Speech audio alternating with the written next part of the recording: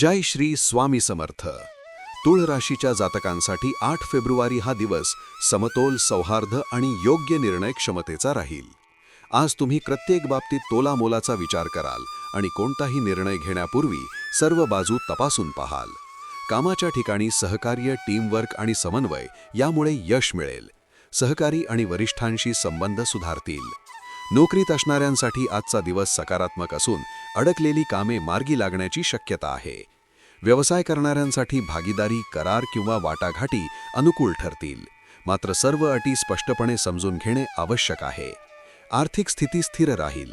खर्च आणि उत्पन्न यामध्ये संतुलन राखता येईल. तरीही लक्झरी वस्तूंवर जास्त खर्च टाळणे हितावह ठरेल.